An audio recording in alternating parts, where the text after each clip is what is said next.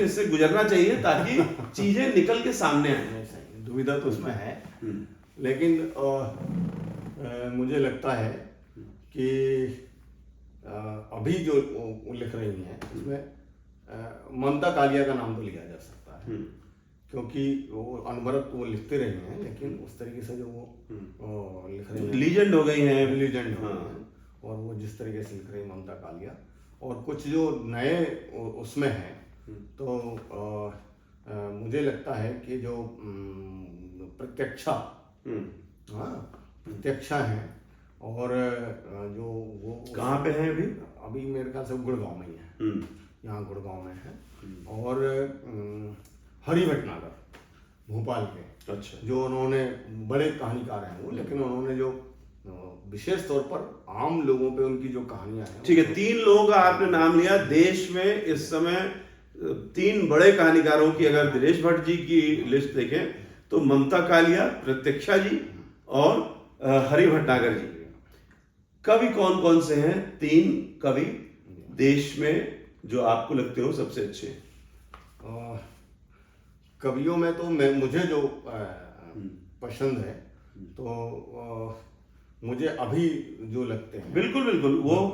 कल को बदल सकते हैं जी, लेकिन अभी की बात कर रहे हैं। जी जरूर। एक तो मैं अपने मित्र मोहन कुमार डहरिया का ही नाम लूंगा, क्योंकि उनका जो शिल्प है वो एक अलग प्रकार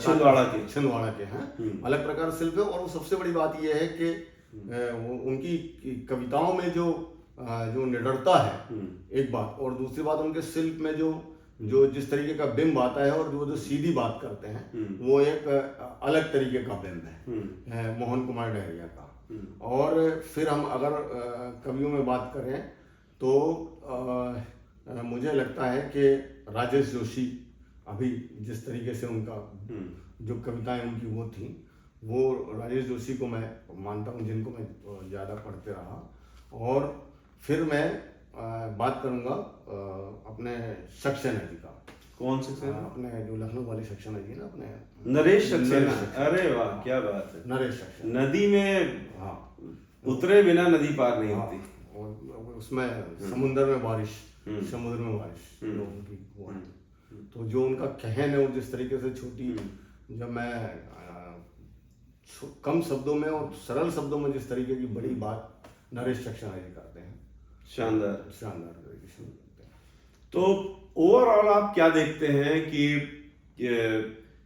देश भर में आप जाते हैं, आपको कौन सा शहर साहित्य के मामले में सबसे ज्यादा आकर्षित करता है? और मुझे लगता है पहला तो भोपाल है क्योंकि साहित्यिक गतिविधियां वहाँ पर अभी बहुत ज़्यादा हैं, संतोष चौबे जी और जिस तरीके से होती हैं। और फिर मुझे लगता है कि जबलपुर एक शहर है। अच्छा, हाँ, जबलपुर में भी जो साहित्यिक परशाई जी के बाद में भी फिर आपके ज्ञान रंजन जी भी अब नहीं रहे, पहल का शहर, तो वो जो एक वहाँ से साहित्य निकला पूरे देश भर में, तो उसे मैं मानता हूँ। अभी कुछ मित्र हैं आपके वहाँ पर? हाँ, जबलपुर में कौन मलय जी अब नहीं रहे, लेकिन अब वहाँ पर अभी राजन दानी जी हैं, अभी आपके हमारे उसके प्रगतिशील लेखक संघ के महासचिव हैं, वो हैं, और भी मित्र हैं वहाँ पर। वो अब कुछ लोग भोपाल उसमें आ गए। संगठन की अगर बात करें जी, चाहे वो सरकारी संगठन हो या गैर सरकारी संगठन हो, क्या कुछ संगठन ऐसे हैं देश में जो भले ही अपने क्षेत्र में काम कर रहे हो, अपने शहर में काम कर रहे हो, लेकिन साहित्य में अच्छा काम कर रहे हो, कार्यक्रम कराते हो, लेखकों को बुलाते हो, और उनकी वजह से शहर में थोड़ा गहमा गहमी रहती हो? उसमें मुझे लगता है कि मैं मध्य प्रदेश की बात करूं विशेष तौर पर, तो मध्य प्रदेश हिंदी साहित्य सम्मेलन, हालांकि वो उसमें उसकी इकाइयां जो हैं लगभग अगर मान लो 50 जिले हैं, तो उसमें 30 जिलों में तो उसकी इकाइयां हैं। 30 जिलों में हैं? हाँ, बहुत बड़ी बात। हाँ, बहुत बड़ी बात। और वो सालाना एक कार्यक्रम भी करते हैं, और वो जो 2-3 पुरस्कार जो वो देते हैं, जैसे भभूति अलंकरण जो है, उसे मिनी साहित्य अकादमी माना जाता है। किस विधा में मिलता है? सभी विधा में? नहीं, हाँ, वो वरिष्ठ साहित्यकारों को life time achievement. Life time achievement. तो भवभूति अलंकरण, उसमें एक वो बागेश्वरी पुरस्कार भी देते हैं जो 40 साल से कम उम्र के लेखकों को दिया जाता है, और वो भी बहुत चयनित होता है, और उनके कार्यक्रम होते हैं, और वो वर्ष में एक वार्षिक आयोजन करते हैं, तो उसमें सारे देश से और प्रदेश से इकट्ठे होते हैं लेखक, और उसमें कई सत्र होते हैं, तो वो एक प्रकार से बहुत अच्छा होता है। दूसरा प्रगतिशील लेखक संघ है, तो प्रगतिशील लेखक संघ तो बहुत प्रतिबद्ध लेखक संघ है, मैं भी उससे जुड़ा हुआ हूँ, और सबसे बड़ी बात यह है कि उसमें वो पूरा जनवादी लेखक संघ और प्रगतिशील लेखक संघ साथ है भाई, साथ वो जनवादी लेखक संघ, प्रगतिशील लेखक संघ, तो ये दोनों जो हैं ये एक तो विचारधारात्मक रूप से बहुत पुष्ट हैं, दूसरी बात इसके राष्ट्रीय सम्मेलन होते हैं, प्रांतीय सम्मेलन होते हैं, और इनकी जिला इकाइयां हैं, जिला इकाइयों के अलावा भी छोटी इकाइयां हैं, और हर 2 साल में प्रांतीय सम्मेलन होते हैं, राष्ट्रीय सम्मेलन होते हैं, और सबसे बड़ी बात है कि देश के बड़े लेखक और बड़े संगठन के लोग इसमें जुड़े हुए होते हैं। और सबसे बड़ी बात इस लेखक संगठन की ये है कि जो एक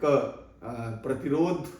होना, एक लेखक का जो धर्म होता है कि वो एक प्रतिरोध जाहिर सत्ता से टकराए या किसी भी उससे चाहे पाखंड से हो, पुरानी जो विचारधारा है और जो पिछड़ी हुई विचारधारा है उससे लड़े, और उसमें एक वैज्ञानिक सोच होती है, प्रगतिशील विचारधारा होती है, तो उस पर वो कायम होता है, और उस पर जो लेखन भी होता है गंभीर लेखन, सतही लेखन नहीं होता, जनवादी लेखक संघ में भी और उसमें भी, तो इसलिए वो ज्यादा काल्पनिक भी है। आम जो साहित्य के छात्र हैं खासतौर पर विश्वविद्यालयों में, उनके लिए प्रश्न पूछना भी चाहते थे कि आज लेखक संगठनों की क्या स्थिति है। पहले तो लगभग सभी लेखक संगठनों ने अपना बहुत बड़ा योगदान दिया, आज आप लेखक संगठनों को किस तरीके से देखते हैं, बता दीजिए पहले तो कि इस समय देश में कौन कौन से लेखक संगठन जिंदा हैं, काम कर रहे हैं। देखिए, मुझे लगता है कि प्रगतिशील लेखक संघ तो जिंदा है और वह काम भी कर रहा है, जनवादी लेखक संघ भी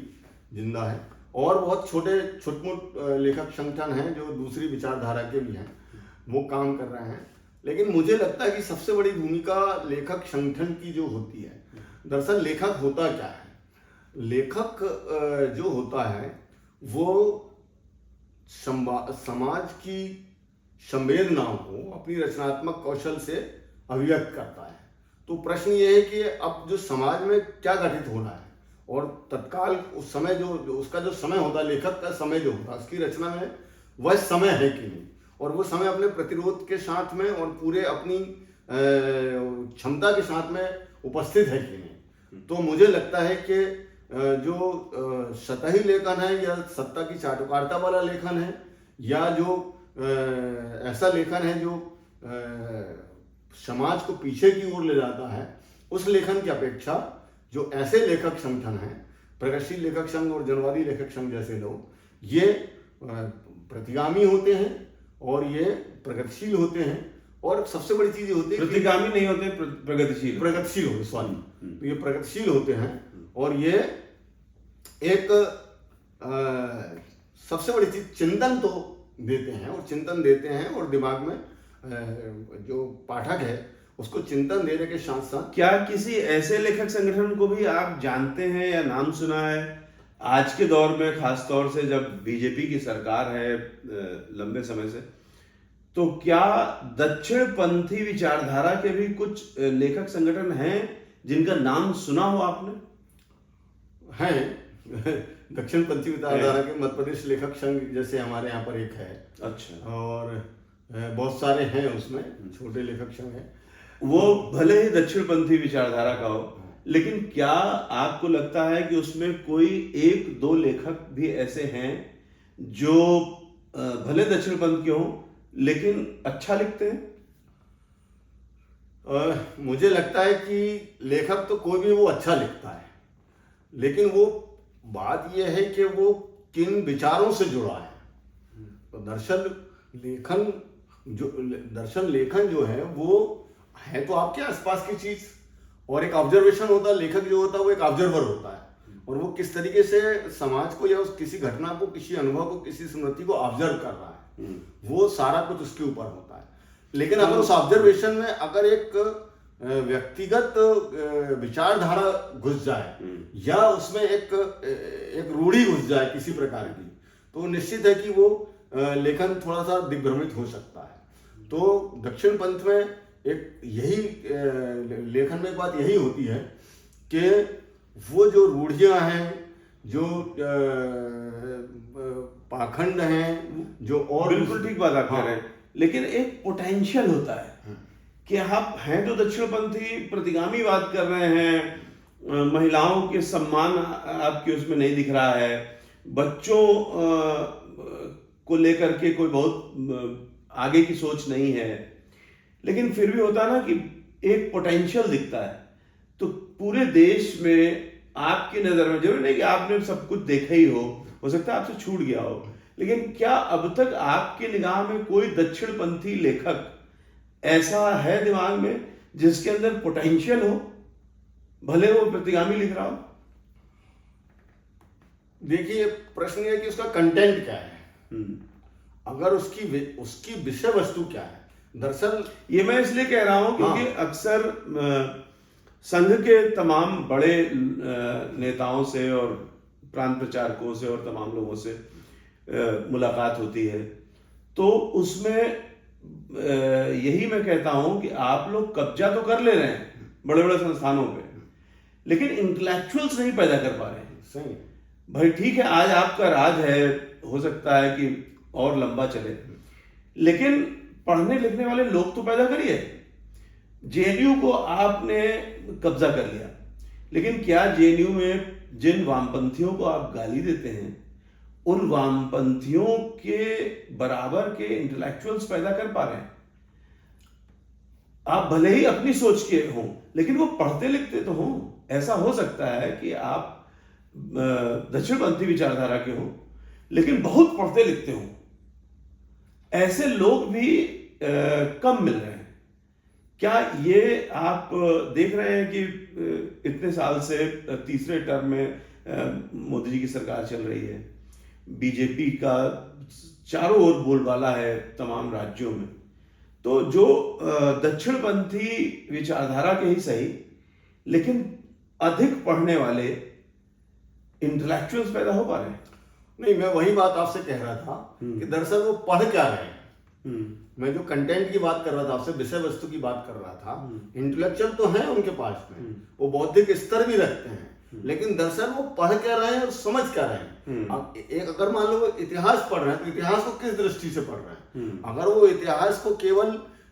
वैश्विक दृष्टि से नहीं पढ़ रहे हैं, या भारतीय इतिहास को भी केवल एक हिंदूवादी दृष्टि से पढ़ रहे हैं, अगर मान लो वो सार्वभौमिक दृष्टि से नहीं पढ़ रहे हैं और उस पर चिंतन भी उस प्रकार से नहीं कर रहे हैं, तो फिर वो एक ही रास्ते पर जाएंगे। लेकिन यदि वो विश्व साहित्य पढ़ेंगे, सारे संघर्ष जो हैं और सारे देशों के एक से रहे हैं, उनके तरीके अलग हो सकते हैं या घटनाएं अलग हो सकती हैं, लेकिन यदि आप उसको किस दृष्टि से पढ़ रहे हैं और किस कंटेंट में पढ़ रहे हैं, तो हमारे साथ मुसीबत, हमारे देश में मुसीबत यही है कि जो सारा इतिहास हमें जो पढ़ना है या जो विज्ञान पढ़ना है, अब मैंने ये देखा कि जो विज्ञान के छात्र हैं या जो जिन्होंने विज्ञान में ग्रेजुएशन प्रोजेक्शन किया है, पोस्ट ग्रेजुएशन किया है, वो लोग बहुत ज्यादा पाखंडी और आडंबर वाले हैं। तो प्रश्न वही है कि आपने पढ़ा तो है, मतलब जब आप ये समझते हैं कि सृष्टि, जब वैज्ञानिक दृष्टि से आप समझते हैं कि सृष्टि का निर्माण कैसे हुआ, आपने पढ़ लिया है कि सृष्टि का निर्माण कैसे हुआ, और आप जानते ठीक है कि संघी जो होंगे और जो लेकिन वो जब तक उसको मानेंगे, विचारधारा के होंगे, वो कहेंगे कि भाई पृथ्वी नाग के फन पे टिकी है,